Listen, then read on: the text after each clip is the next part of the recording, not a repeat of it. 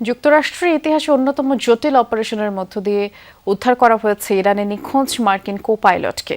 শনিবার ইরানের দক্ষিণ পশ্চিমাঞ্চলে সমন্বিত অভিযান চালায় বিশেষ বাহিনী। দুপক্ষের ব্যাপক লড়াইয়ের পর নিরাপদে তুলে নেওয়া হয় বিধ্বস্ত F-15 ফাইটার জেটের এয়ারম্যানকে। অত্যন্ত গোপন ও ঝুঁকিপূর্ণ অভিযানে যুক্তরাষ্ট্রের কোনো ক্ষয়ক্ষতি হয়নি বলে দাবি মার্কিন প্রেসিডেন্ট ডোনাল্ড ট্রাম্পের। তবে আরও একটি এয়ারক্রাফট ভূপাতিতের দাবি করেছে ইরান।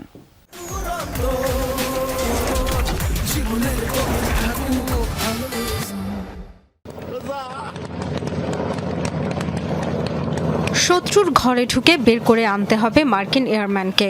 তাই দুদিন ধরে যুক্তরাষ্ট্র ও ইরানের অন্যরকম এক লড়াই চলছিল ইরানের দুর্গম পার্বত্য এলাকায়। দেশটির দক্ষিণ পশ্চিমাঞ্চলে তেহরানের হামলায় F-15 ফাইটার জেট ভূপাতিতের পরপরই প্রথম পাইলট উদ্ধার হলেও সন্ধান মেলেনি কো পাইলট বা এয়ারম্যানের। তার খোঁজে যুক্তরাষ্ট্রের ইতিহাসে অন্যতম এক ঝুঁকিপূর্ণ অভিযান চালায় মার্কিন বিশেষ বাহিনী। বিধ্বস্ত যুদ্ধবিমানের ক্রুর অবস্থান শনাক্তের পর প্রতিনিয়ত রাখা হয় নজরদারিতে। বিধ্বস্ত যুদ্ধবিমানের ক্রুর অবস্থান শনাক্তের পর প্রতিনিয়ত রাখা হয়েছে নজরদারিতে। এরপর সাজানো হয়েছে মিশনের পরিকল্পনা। তবে কোন কোন বাহিনী কোন উপায়ে এই অভিযানে অংশ নিয়েছে গোপন রাখা হয়েছে তা।